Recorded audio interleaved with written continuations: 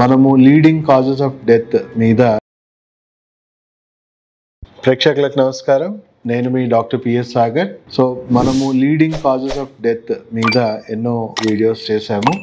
దాంట్లో ఈరోజు డిస్కస్ చేయబోయే లీడింగ్ కాజ్ ఆఫ్ డెత్ వచ్చేసి బ్రెయిన్ స్ట్రోక్ అండి.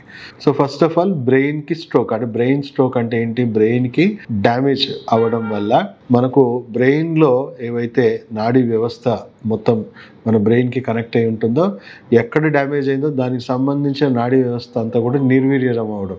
సో మనం చూసుకుంటే ఒకవేళ left side of the brain మనకి బయట ఎక్స్టర్నల్ కాజెస్తో డ్యామేజ్ అవ్వచ్చు, ఇంటర్నల్ కాజెస్తో డ్యామేజ్ ఏ కారణాల వల్ల అది డ్యామేజ్ అయినా, ఇప్పుడు లెఫ్ట్ బ్రెయిన్ డ్యామేజ్ అయింది అనుకోండి, మన right side of the body మొత్తం కంట్రోల్ చేసేది లెఫ్ట్ బ్రెయిన్. సో ఏ స్థాయిలో డ్యామేజ్ అవుతే ఆ స్థాయిలో మన నాడీ వ్యవస్థలో మనము ప్యారలైజ్ అవుతుంది. సో అలాగే రైట్ సైడ్లో అయిందనుకోండి, లెఫ్ట్ సైడ్ అవుతుంది. సో ఇలా మనకి బ్రెయిన్ అనేది డ్యామేజ్ అవ్వడం వల్ల దానికి సంబంధించిన నాడి ఆపోజిట్ సైడ్ ఆఫ్ ద నాడులన్నీ పని చేయడంలో మనకు ప్రాబ్లం ఉంటుంది. సో బ్రెయిన్ స్ట్రోక్ రావడానికి కారణాలు ఏంటి అని మనం చూసుకుంటే, విశ్లేషించుకుంటే, ఎక్స్టర్నల్ కాజెస్, ఇప్పుడు ఏదో హెడ్ ఇంజరీ అయింది, అదైతే ఎక్స్టర్నల్ కాజెస్ జరుగుతూ ఉంటాయి. బట్ ఇంటర్నల్ కాజెస్ ఏంటి అని మనం తెలుసుకుందాం. సో ఫస్ట్ ఆఫ్ ఆల్ చాలామందికి ఏమి వైరస్ బ్యాక్టీరియా వల్ల వచ్చిన సమస్య కాదు. సో ఇది ఒక జీవనశైలి వ్యాధి, అంటే మనం ఒక రకంగా నాన్ కమ్యూనికబుల్ డిసీజ్ అని చెప్తాము. సో నాన్ కమ్యూనికబుల్ డిసీజ్ కారణాలు చూసుకుంటే diet, lifestyle, stress and ఇమ్యూనిటీలో కూడా కొన్ని ప్రాబ్లమ్స్. సో మనము చూసుకుంటే, నేను టైంకి తినట్లేదు, డైలీ నేను టైంకి భోజనం కానీ ఫుడ్ కానీ ఇంటెక్ లేదు. సో న్యాచురల్గానే మన జీర్ణాశయంలో యాసిడ్స్ ఫుడ్ డైజెస్ట్ చేసుకోవడానికి మన ఆమ్లాలు తయారవుతాయి. సో ఒకవేళ ఫుడ్ లేదనుకోండి, వాటి నుంచి వచ్చే వాయువులు ఏవైతే ఉన్నాయో, యాసిడ్స్ నుంచి వచ్చే ఫ్యూమ్స్ ఏవైతే ఉన్నాయో ఇన్ఫ్లమేషన్గా మారి మన హార్ట్, బ్రెయిన్, మన వెన్నుపూస ఎక్కడెక్కడికి అది పాకితే అక్కడక్కడ డ్యామేజ్ అవుతూ ఉంటుంది. సో టైంకి తినడం అనేది చాలా ఇంపార్టెంట్.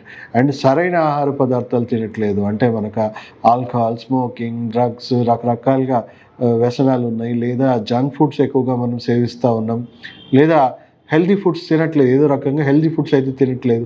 వాటి నుంచి వచ్చే జంక్, వాటి నుంచి వచ్చే టాక్సిసిటీ వల్ల న్యాచురల్గా మన గట్ హెల్త్ అనేది బాగా డిస్టర్బ్ అయిపోయి మనకి బాడీలో చెడు బ్యాక్టీరియా అండ్ టాక్సిన్స్ బాగా పేరుకుపోయి వాటి నుంచి టాక్సిక్ ఫ్యూమ్స్, టాక్సిక్ ఇన్ఫ్లమేషన్ అనేది క్రియేట్ అవుతూ ఉంటుంది.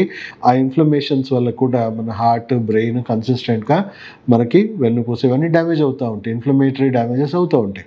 సో అలా కొన్ని రేర్ కేసెస్లో ఆటో ఇమ్యూనిటీ కండిషన్స్ వల్ల కూడా మనకి సడన్గా మనకి డ్యామేజెస్ అయ్యే అవకాశం ఉంది. ఇమ్యూన్ సిస్టమ్ ఆటో ఇమ్యూనిటీ అనే వాళ్ళకు పిచ్చోడి చేతిలో రాయి అన్నట్టే, అంటే పడరాని ఫుడ్ తిన్నా, పడరాని ఏది పడ్డా అది ఇమీడియట్గా బాడీలో ఎక్కడ వీక్గా ఉంటే దాని మీద దాడి చేయడము.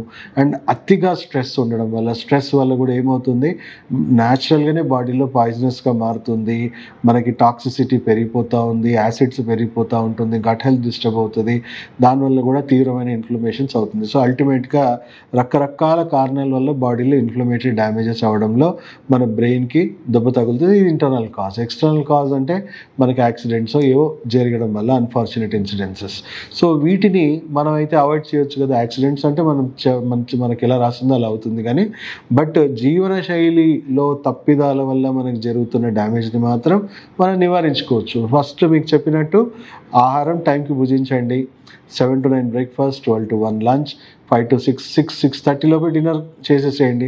లంచ్కి ముందు, డిన్నర్కి ముందు పచ్చికూరగాయలు తినండి. అంటే మనం సలాడ్స్, క్యారెట్, కీరా, బీట్రూట్, రకరకాల సలాడ్స్, ఒక బౌల్ ఆఫ్ సలాడ్స్ అట్లీస్ట్ ఒక 100 grams, 150 grams తినడం అలవాటు చేసుకోండి.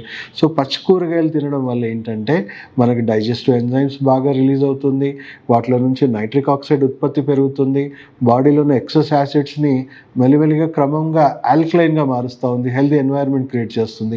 సో ఈ నైట్రిక్ ఆక్సైడ్ ఉత్పత్తి వల్ల ఏమవుతుందంటే డిహైడ్రేట్ అయిపోయిన రక్తనాళాలు అన్నీ కూడా మళ్ళీ రీహైడ్రేట్ అవ్వడము, ఎక్స్పాండ్ అవ్వడము, బ్లాక్స్ అన్నీ క్లీన్ అవ్వడము, ఇవన్నీ జరుగుతూ ఉంటుంది. సో లంచ్కి ముందు, డిన్నర్కి ముందు మనము ఇది చేసుకోవాలి. సో ఫైబర్ ఇంటేక్, దాంట్లో ఫైబర్ కూడా ఎక్కువ ఉండడం వల్ల మన గట్ కూడా మంచి క్లీన్ అవ్వడము, టాక్సిన్స్ కూడా ఎప్పటికప్పుడు క్లీన్ అవ్వడం జరుగుతుంది. అప్పుడప్పుడు మనం బ్రేక్ఫాస్ట్ మానేసి ఎక్కువగా ఫ్రూట్స్ తినడం అనేది అలవాటు చేసుకోవాలి. దానివల్ల కూడా బాడీ డిటాక్సిఫై అవుతుంది, పోషకాలు కూడా అందుతూ ఉంటాయి.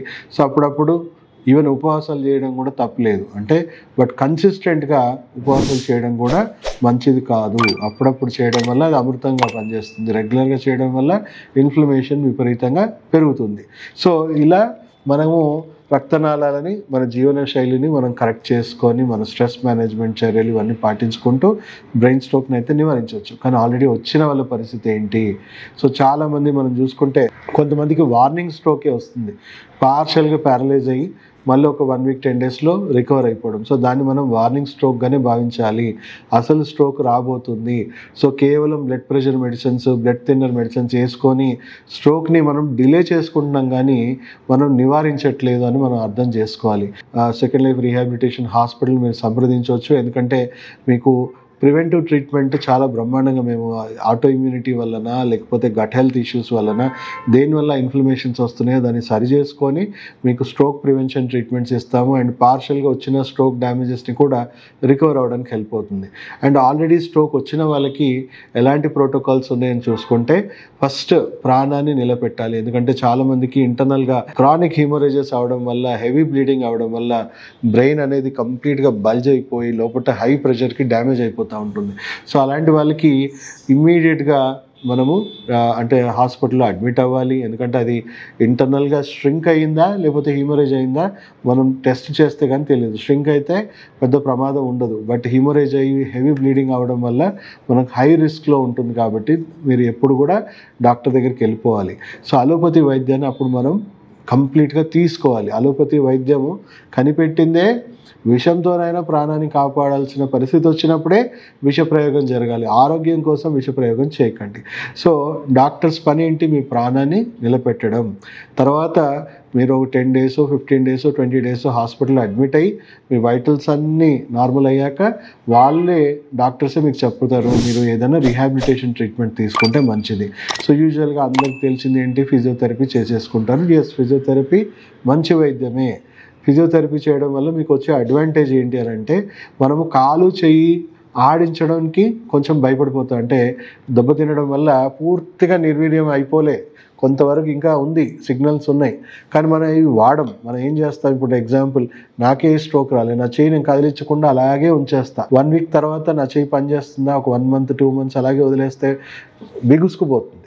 అలాగే ఒక 6 months 1 year పూర్తిగా నేను వాడడమే ఆపేస్తే దీన్ని కంట్రోల్ చేసే బ్రెయిన్ సెల్స్ కూడా డీజనరేట్ అయిపోతాయి. సో అందు గురించి పేషెంట్కి ఇమ్మీడియట్గా ఫిజియోథెరపీ అవసరం. ఎందుకంటే ఎంతవరకు మీకు హ్యాండ్ మూమెంట్స్, లెగ్ మూమెంట్స్ ఉన్నాయో అవి రియలైజ్ అవ్వడానికి మీకు కదలికలు అనేవి అవసరం. సో ఫిజియోథెరపీ డెఫినెట్లీ హెల్ప్ అవుతుంది.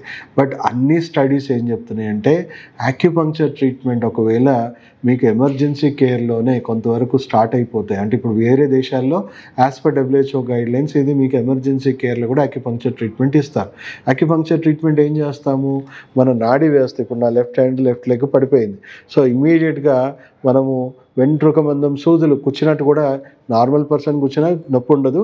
సో ఇంపార్టెంట్ నర్వ్ జంక్షన్స్ ఏవైతే ఉంటాయో వాటిలో మనము పెట్టి ఎలక్ట్రోమాగ్నెటిక్ స్టిమ్యులేషన్స్ ఇవ్వడం వల్ల మెల్లిమెల్లిగా క్లాట్స్ ఉన్న మన బ్రెయిన్కి అండ్ మన నరాలకి, బాడీలో ఉన్న నర్వ్ సిస్టమ్కి కనెక్షన్స్ అయితే మెల్లిమెల్లిగా రీస్టోర్ అయిపోతాయి. అంటే బ్రెయిన్లో డ్యామేజ్ ఉన్నా కానీ ఆ అన్ఇంటరప్టెడ్ ఫ్లో ఆఫ్ ఎనర్జీ అనేది బ్రెయిన్ నుంచి కాలుకి చేతులకి మనం తొందరగా రిస్టోర్ చేసుకోవచ్చు. ఒకవేళ మనం దాంట్లో డిలే అయిపోయింది అనుకోండి, అది పూర్తిగా గడగట్టినట్టు అయిపోయి మనకి లేకపోతే స్ట్రింక్ అయిపోవడం వల్ల ఆ సెల్స్ మెల్లిమెల్లిగా డీజనరేటివ్ మోడ్లోకి వెళ్ళిపోతాయి.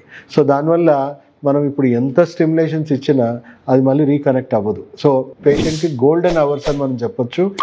1 to 3 months లోపే మనం ఒకవేళ యాక్యుపంక్చర్ ట్రీట్మెంట్ అందించగలిగితే పేషెంట్ బ్రెయిన్లో డ్యామేజెస్ ఉన్నా బ్రెయిన్కి నర్వస్ సిస్టమ్కి ఉన్న కమ్యూనికేషన్ని మనం తొందరగా రిస్టోర్ చేసుకోవడం వల్ల స్టడీస్ ప్రకారం 95% మళ్ళీ మనం కనెక్టివిటీ రిస్టోర్ చేసుకొని 1 to 3 monthsలోనే పేషెంట్ రీహాబిలిటేట్ అయిపోతాడు. అండ్ ఫర్దర్ ట్రీట్మెంట్స్ ఏంటి?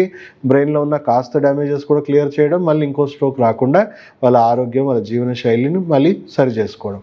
కానీ చాలామంది లేట్గా మా దగ్గర రావడం జరుగుతుంది. ఎందుకంటే విలువైన సమయం అంతా ఫిజియోథెరపీ మీదనే ఇన్వెస్ట్ చేసేసి ఆ 1 to 3 months బ్రాకెట్లో వాళ్ళు రాకుండా 6 months 1 year 2 years 5 years 10 years దాటాకే వస్తారు.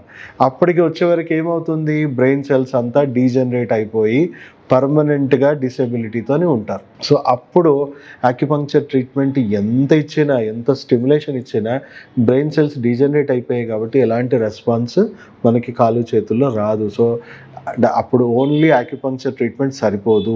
సో అప్పుడు ఫంక్షనల్ మెడిసిన్ రోల్ స్టార్ట్ అవుతుంది. స్టెమ్ సెల్స్ కానీ, కొత్త ఇమ్యూన్ సిస్టమ్ బాడీలో రీడెవలప్ చేయాలి, గట్ హెల్త్ రీడెవలప్ చేయాలి. ఫస్ట్ థింగ్ నా దగ్గర లేట్గా వచ్చిన స్ట్రోక్ పేషెంట్స్కైనా వాళ్ళని పూర్తిగా స్టడీ చేస్తే వాళ్ళ శరీరాల్లో చాలా మటుకు ఇంకో 6 monthsలోనో 1 yearలోనో 2 yearsలోనో మళ్ళీ స్ట్రోక్ వచ్చే అవకాశాలు పూర్తిగా సంసిద్ధంగా ఉంటాయి. సో వాళ్ళకి మేము ఫస్ట్ వాళ్ళ గట్ హెల్త్, వాళ్ళ బాడీలోని ఇమ్యూన్ సిస్టమ్ అన్నీ రీసెట్ చేయడం వల్ల ఇంకో స్ట్రోక్ రాకుండా హెల్ప్ అవుతుంది. అండ్ 6 to 12 months లోపే వాళ్ళు వాడాల్సిన blood pressure medicine, blood thinners కూడా టెంపరీగా స్టెబిలిటీ తెచ్చినవి మెడిసిన్స్ కూడా వాడాల్సిన అవసరం పోతుంది.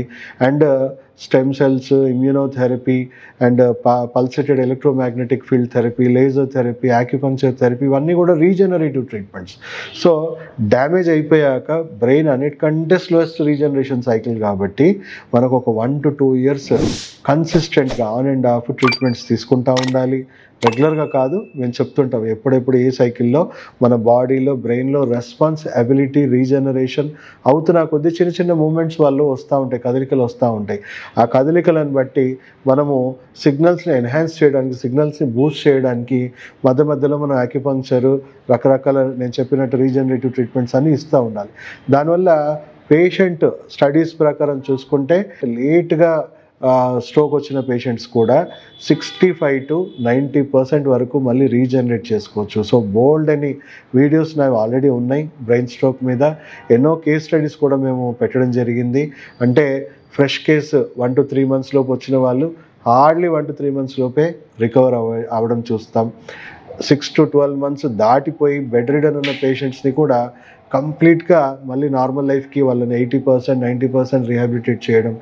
ఆఖరికి 5 to 10 years పేషెంట్ కూడా 5 to 10 years నుంచి డ్యామేజ్ అయిన పేషెంట్ వాళ్ళ పనులు వాళ్ళు చేసుకునే పరిస్థితుల్లో లేని పేషెంట్స్ కూడా మా దగ్గర ఒక 1 to 2 yearsలో చాలా పేషెంట్స్, ఆల్మోస్ట్ చెప్పాలంటే 80 to 90% పేషెంట్స్లో 65% to 90% రికవరీ అనేది కనబడుతూ ఉంది. సో ఎన్నో కేస్ స్టడీస్ ఉన్నాయి. సో ఇలా మనము నివారణ చర్యలు పాటించడం వల్ల, ఎందుకంటే చాలా మటుకు డెత్స్ అయిపోతూ ఉంటాయి బ్రెయిన్ స్ట్రోక్.